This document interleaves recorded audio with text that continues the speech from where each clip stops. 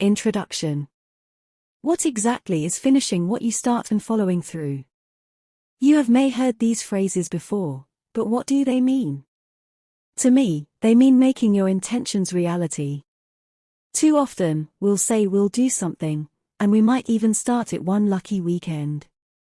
But at the first sign of hardship, fatigue, boredom, or busyness, we abandon it all too easily and it sits in our garage, mental, figurative, or literal, for the rest of eternity. Finishing what you start and following through is breaking through that common loop and taking hold of your life. My personal experience with finishing what I start has been checkered. One summer, I promised myself that I would carve a wooden canoe, about 12 inches long and 3 inches wide. Not too big, but a sufficient challenge for someone with no woodworking experience. The first week, I made a considerable dent in my wood block. The second week, my hands were sore and the new Star Wars movie was out. The third week, I was too busy seeing Star Wars again and procrastinating. My wooden canoe wasn't meant to be. But every time I walked through my garage to my car, the canoe was a damning reminder of my laziness and inability to follow through. It wore on me until I committed myself to finishing it a couple of summers later. You can probably guess what happened. The first week went great, the second week was moderate, and the third week I was already running on fumes. I was fortunate to learn about temptation bundling sometime shortly thereafter, which provided the boost for me to finish my canoe.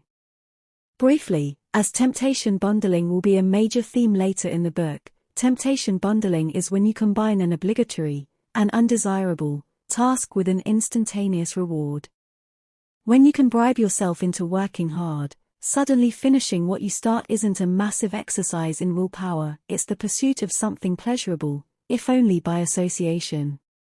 The reward I bundled the canoe carving with was listening to my favorite albums, something we rarely have time for these days. When's the last time you listened to your favorite album from beginning to end without interruption?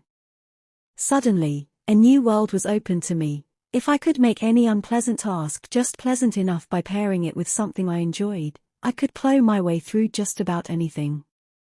It was a small realization like this that led me to study the science of following through and executing, despite the human brain's instinctual resistance to doing so.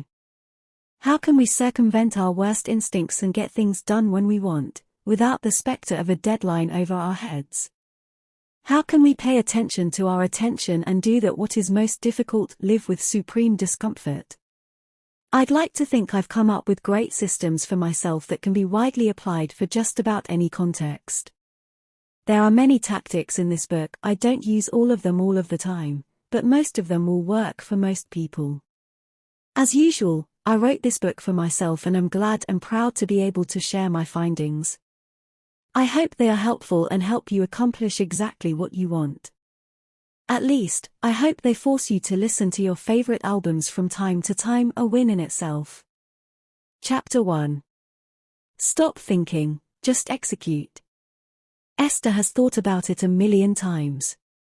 Stuck in a dead-end desk job for the last 6 years, she has fantasized about not having to deal with the monotony of paperwork, not having to report to a demanding boss, and not having to leave her 2-year-old son at the daycare center every day. And exactly how was such fantasies supposed to be realized when she had to earn a living to make ends meet for her family?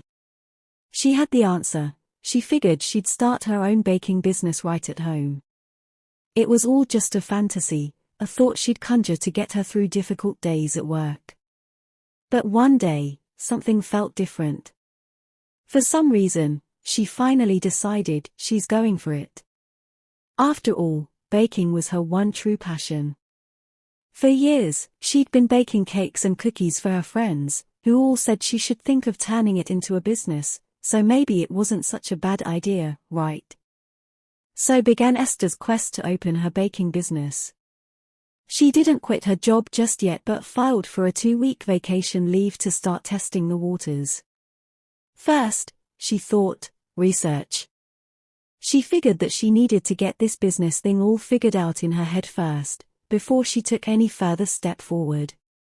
The more prepared and planned she was, the better.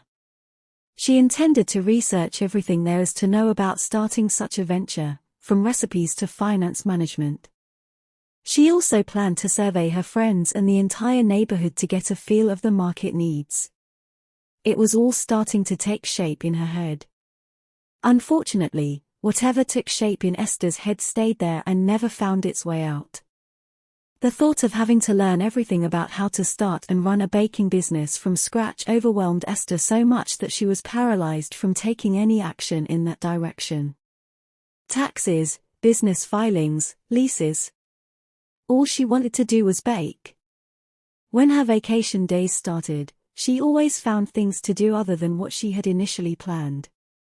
She spent her days sleeping in, doting on her son, busying herself with home projects, and catching up with her friends and neighbors, and not even to ask them for marketing input. She was too worried that if she started telling people about wanting to start a business they might think she was too ambitious for her level of talent, expect her to fail, or, worse, expect her to succeed. She couldn't deal with the idea of expectations hanging over her head.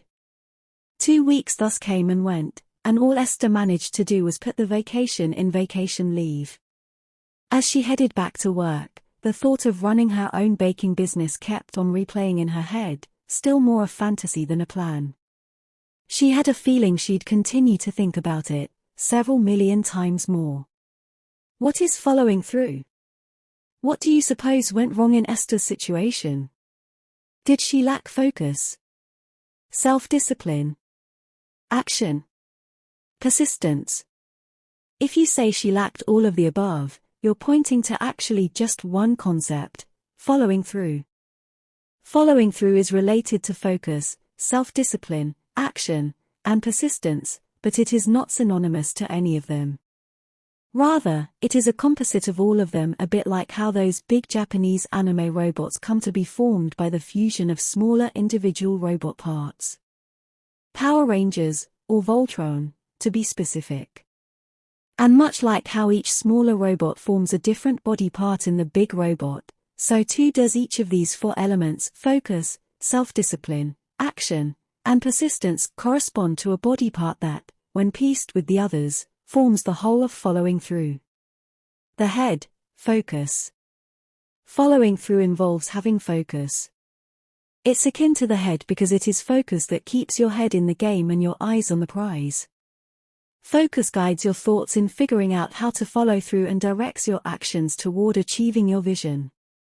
See, following through is not just about exerting effort, it's about exerting effort that's concentrated on a single goal. With focus, no effort is wasted. What's followed is a single line of sight, so what's pursued is the single most direct way toward a goal. Going back to Esther's situation, had she been focused on her dream of starting a business, she would have structured her free time better, scheduling activities in view of realizing that dream. The spine, self-discipline. The spine of following through, self-discipline, is what enables you to get your head down and work when you need to, even if you don't want to. It's the ability to control yourself so that you retain focus on what needs to be done, despite the temptations and distractions you may encounter. This element is essential to following through because it's what gives you the power to regulate your own thoughts, feelings, and actions toward ends that are meaningful to you. Without self-discipline, you wouldn't be able to consistently exert effort on something until it's done, which is what following through is all about. As the head is continuous with the spine, so is focus continuous with self-discipline. If you are focused on what you need to do, self-discipline will naturally follow. Likewise, if you are self-disciplined, it will be easier for you to focus on what needs to be done and avoid distractions. Self-discipline, like the spine, keeps you upright so you don't slump into a mess. If Esther had enough self-discipline, she would have been able to resist using all her free time just for leisure. There's nothing wrong with catching up on some sleep or spending time with your loved ones, but if all your days are spent doing just those and none of productive work, then balance is lost. Leisure is an important part of life, but if it's